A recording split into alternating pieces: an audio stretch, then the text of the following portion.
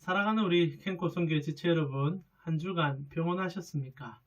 일주일마다 말씀을 나눌 수 있는 은혜 하나님께서 허락해 주셔서 얼마나 감사한지 모릅니다. 오늘은 창세기 45장 전체를 한번 살펴보고 싶습니다. 저번 주 45장 전반부를 좀 살펴보았는데요. 오늘은 전체 내용 속에서 중요한 핵심을 끄집어내어 복음의 중요한 가치 하나를 좀 붙잡아 보고 싶습니다. 언제나 그리하듯 말씀을 먼저 한번 읽어보시고 본문 속으로 같이 들어가 보셨으면 좋겠어요. 창세기 45장입니다. 한번 읽어보시죠. 다 읽어보셨습니까? 최근에 이제 넷플릭스 드라마가 우리나라를 넘어서 전 세계를 요동치고 있죠. 우리나라에서 만든 드라마가 대표적으로 몇 달 이제 한 달 채 안 됐나요? 한 2달 전인가요? 오징어 게임이 드라마 방영되면서 전 세계 정말 요동친 것 같아요. 너도 나도 우리나라 고전 게임을 즐겨하고 달고나 만들어서 먹는 일도 생겼지 않습니까? 저도 이제 하도 핫하니까 이제 찾아서 보게 되었습니다. 한편 좀 씁쓸한 면도 있었어요. 내용 자체가 재밌는 것을 떠나서 자본주의의 민폐 그리고 자본주의의 안타까움을 보여주면서 또한 우리 종교인들의 모습 또한 보여주는 드라마였지 않습니까?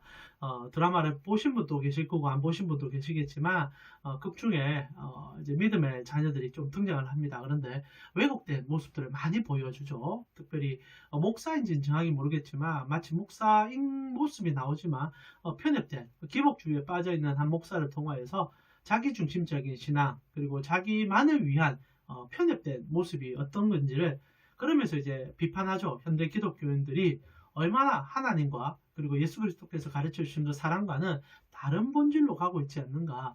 저도 내심 찔려하면서 그 드라마를 끝까지 본 기억이 납니다. 그리고 최근에 또 다른 드라마 하나가 전 세계 1위를 했었습니다. 지옥이란 드라마죠. 아마 보지 못하신 분들이 대부분이실 건데 저도 이제 종교적인 내용이다 또 살펴보게 되었는데 핵심적인 건 이거죠. 뭐 거두절미하고 영화를 비판하고 싶은 생각은 없습니다. 그러나 이제 지옥에서 사자들이 찾아와 고지를 하는 겁니다. 너가 맨날 며칠 몇 시에 죽게 될 것이다. 그리고 그날이 되면 지옥에서 사자들이 세 명이 이렇게 올라오더라고요. 이렇게 막 정말 그 헬스장에 뭐 운영하시는 그런 이제 괴물들이 이제 찾아와서 이제 심판을 하는 그런 내용의 골자입니다. 뭐 더 다른 내용들도 많이 있지만 말입니다. 그러면서 사람들이 생각하는 그런 내세관이라든지 그리고 종교관에 대해서 신랄하게 비판하는 그런 드라마죠. 지금 굉장히 인기가 있긴 합니다. 그 드라마를 보면서 저는 한 가지 의문점이 들고 또 우리가 질문해야 되는 것들이 있죠. 사람들이 정말 죽음에 대한 고지를 받게 되면 모두 다 두려워하게 될 것인가? 물론 그 드라마 자체는 지옥에 간다는 고지를 하기 때문에 공포에 휩싸이게 되고 그것이 어떻게 종교적으로 더 문제를 일으킬 수 있는지를 가르쳐주는 드라마지만 실제로 사람들이 죽음을 앞두었을 때 단순히 공포만을 경험하지는 않습니다. 실제로 우리가 생각으로는 죽음을 우리가 알게 되고 죽음의 선고를 받게 되면 너무너무 무서워할 것 같지만은 실제로 죽음을 알게 되면 우리가 두 가지 방향으로 사람이 나누어진다는 사실 알고 계셔야 될 것 같아요. 물론 첫 번째는 이 드라마에서 나오듯이 물론 이제 그는 지옥에 대한 선포긴 하지만은 죽음이 나에게 다가온다. 우리로 표현하면 이제 암 선고와 같지 않겠습니까? 그 드라마에서도 이제 어떤 이제 그 여주인공의 어머니께서 폐암 선고를 받고 이제 날짜를 기다리고 있는 모습이 좀씩 나와요. 누구나 우리가 언제 죽을지는 알 수 없지만 때로는 누군가는 우리가 언제 죽게 되는지를 선고받듯이 의사로부터 듣는 사람들이 분명히 있습니다. 그랬을 때 두 가지 부류가 생기게 되는데 첫 번째는 죽음 자체를 너무 공포스러워하면서 삶의 남은 시간을 안타깝게도 거기에 헤매다 죽는 사람이 있는가 하며 또 다른 후자들이 일부긴 하지만 있다는 거예요. 어떤 분이냐? 누구나 죽는다는 것은 정해져 있습니다. 시간이 언제 올지 몰라서 그것을 아예 잊어버리고 살 뿐이지 우리가 내일 죽을지 아니면 20년 후에 죽을지는 어떻게 하든 죽을지는 정해져 있다는 거지요. 그러하기에 오히려 죽음의 시간이 나에게 다가온다는 것이 오히려 그것이 정해져 있다는 것이 감사한 거리가 되는 분들도 있다는 거죠. 여러분 어떻게 느끼실지 모르겠지만 내가 앞으로 10년만 더 살 수 있다 아니면 5년을 더 살 수 있다라는 얘기를 알게 되었을 때 모든 것을 준비할 수 있는 시간으로 여기는 분이 분명히 있다는 거예요. 그리고 겸허하게 받아들이고 모두 다 죽는 그 죽음 앞에서 내가 어떻게 이 시간들을 더 알차게 써야 될까? 그래서 오히려 죽음의 선고가 내려졌을 때 더 감사함으로 삶을 마무리하는 분들도 분명히 있다는 거죠. 어떻습니까? 여러분이 만약 어느 날 죽음의 선고를 듣게 된다면 여러분은 어느 쪽에 서 계실 것 같습니까? 그러나 분명히 아셔야 될 것은 우리 그리스도인들은 죽음의 선고를 알고 있는 자고, 그리고 죽음 이후에 무엇이 있는 자들인 것을 알기 때문에 삶에 대하는 자세 자체가 달라야 된다, 이 사실이죠. 오늘 본문은 우리에게 그 사실을, 그리고 그 질문을 던져주면서 우리에게 나아갈 방향성을 얘기한다는 거죠. 우리가 계속적으로 살펴보고 있지만 요셉과 형제들이 만나게 되었습니다. 그리고 여러 가지 일들이 있었지 않습니까? 그리고 가장 최근에 우리가 저번 주 살펴보았지만 유다가 드디어 그리스도의 모습을 통하여서, 나아가 요셉 또한 그리스도의 그림자를 통하여서 구원이 어떤 것인지, 우리를 사랑하신 하나님께서 그의 독생자를 우리 대신 희생함을 통하여 우리로 하나님 나라로 옮겨질 수 있는, 하나님 나라를 소망할 수 있는 자로 이끌어 간다는 얘기를 계속해 드렸습니다. 그러면서 오늘 요셉이 형제들과 이 얘기, 기쁨의 얘기들이 이제 진행이 되는 거죠. 서로가 이제 앙금도 사라졌고 하나님으로 인한 화목의 은혜가 주어졌는데, 놀라운 얘기가 입술에서 터져 나와요. 그것이 여러분 45장 11절 내용입니다. 눈으로 한번 들어보시죠. 흉년이 아직 5해가 있으니 내가 거기서 아버지를 봉양하리이다.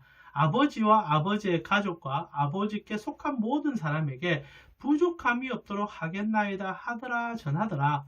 형제들을 이제 집으로 돌려보내면서 요셉이 얘기하는 거예요. 아직 흉년이 5년이나 더 남아있다. 여러분, 이 얘기가 굉장히 중요한 얘기입니다. 지금 요셉의 형제들이 이제 흉년 때문에 이집트로 찾아왔지 않습니까?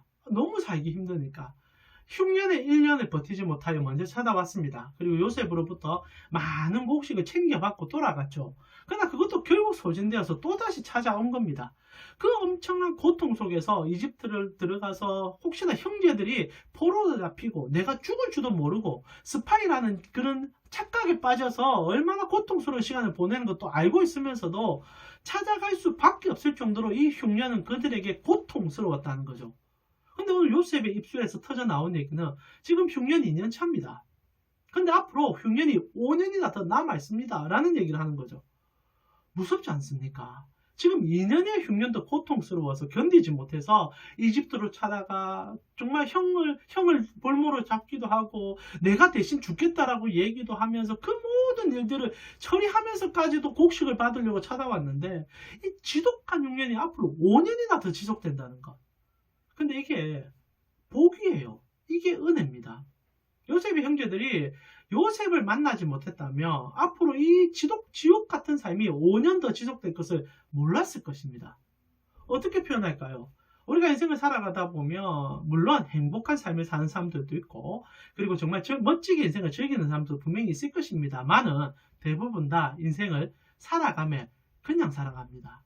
하루하루 주어진 일을 처리해 나가면서 정말 내가 무엇을 어떻게 해야 되는 것을 잘 모르면서도 하루하루 연명하듯이 삶을 살아가죠.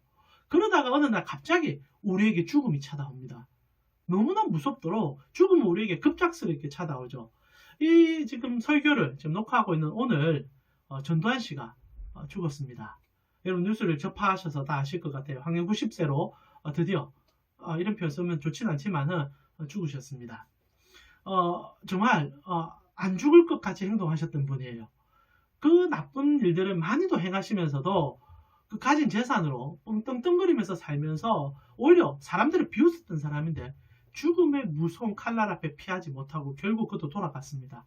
그 위의 얘기들이야 우리가 상상을 해볼 수 있겠지만 여하튼 정확한 것은 그가 돌아가셨다는 거죠. 언제나 사람은 죽음이 우리를 급박하게 찾아옵니다. 언제 어느 시점인지 알지 못하지만. 근데 오늘 이 요셉의 형제들이 그 얘기를 들은 거예요. 앞으로 5년 남았습니다. 이제 5년이 남았습니다. 이 지독한 흉년이 5년 남아 있습니다. 와, 이거 아는 것 자체가 얼마나 은혜입니까? 이제 5년을 어떻게 살아야 될지를 고민해야 되고 5년만 견디면 된다는 것을 알게 된 거죠. 근데 더 큰 은혜는 만약 5년이라는 선고만 내려지면 우리 인생 모두가 알잖아요. 언젠간 우리에게 죽음이 다가올 것이다. 그건 모르는 사람이 없습니다. 근데 왜 우리가 그것을 삶 속에서 기억을 못하나요? 그것이 우리에게는 무서움이니까. 그것이 우리에게 너무나 두려움이니까. 죽음 위에 무엇이 있는지 모르니까. 그러나 요셉이 제시하는 것은 너무 다르다는 거죠. 5년의 흉년이 있지만 내가 당신들을 책임집니다. 걱정하지 마십시오. 그리고 흉년이 끝나고 우리는 하나님의 언약 백성으로 이제 하나님 나라를 이루어 갈 것입니다. 이제 다 나에게로 오십시오. 그리고 내가 5년의 흉년을 책임지고 그 이후에는 여러분과 12지파를 이루어가며 하나님 나라 만들어 갑시다. 이것이 요셉의 말 속에서 드러난 하나님 나라의 비전이었다는 거죠. 어떻습니까? 이 요셉의 얘기는 우리 구주 예수 그리스도께서 우리에게 해준 얘기입니다.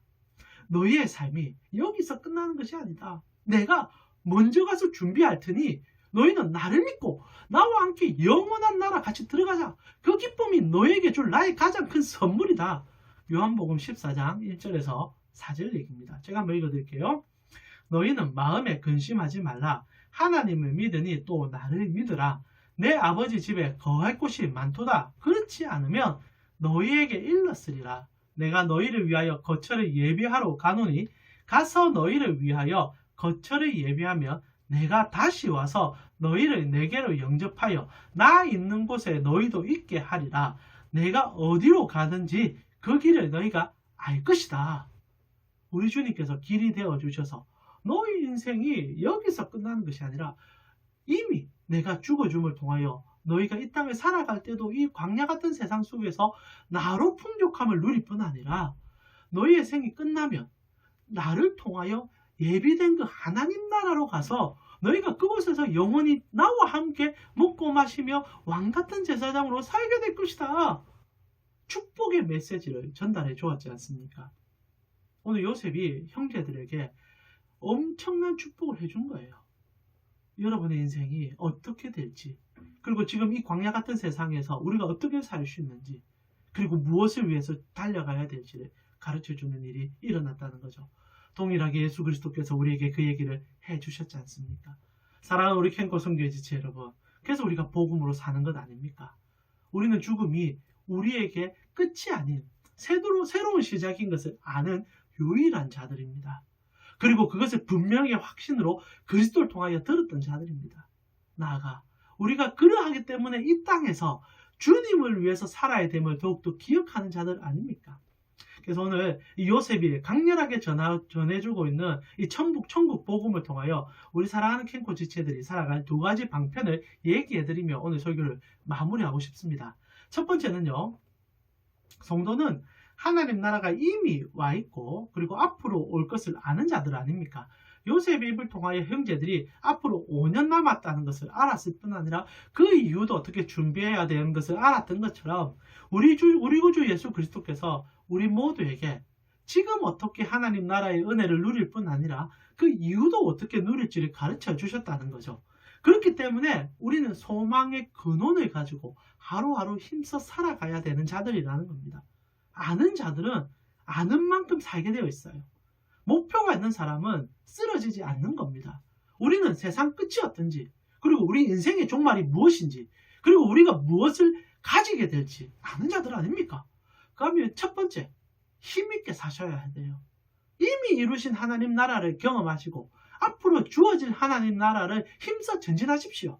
그것이 캔코 선교의 지체 여러분이 해야 될 첫 번째 일이에요. 두 번째로, 요셉이 흉년의 이유와 함께 그 끝을 알았기 때문에 그는 이집트뿐 아니라 전 세계를 먹이려고 노력하기 시작했죠. 이것이 어느 시점에 끝나는 것을 아는 자였기 때문에 그의 삶을 그들을 어떻게 하든 회복시키는 삶으로 온 삶을 썼다는 겁니다. 동일하게 캔코 선교의 지체 여러분이 그 삶을 살아가셔야 돼요. 여러분이 먼저 알게 된 것은 여러분 한 사람 살리는 일도 중요하지만 더 중요한 것은 여러분과 함께하는 사람을 더불어 함께 살리기 위한 하나님의 계획이라는 거죠. 그러나 안타깝게도 오늘날 이 대한민국은 우리가 입으로 복음을 전하는 것이 쉬워지진 않고 있습니다. 워낙 비판적인 시선이 커졌고 엉뚱한 행동들을 많이 하다 보니까 사람들이 복음에 대해서 길을 틀어막고 있는 시대이기도 하죠. 그러나 그렇다 하여 우리가 하나님 나라의 가치를, 하나님 나라의 그 큰 은혜를, 흉년을 지날 뿐 아니라 흉년 너머의 세상을 말할 수 있는 그것을 놓쳤어야 되겠습니까?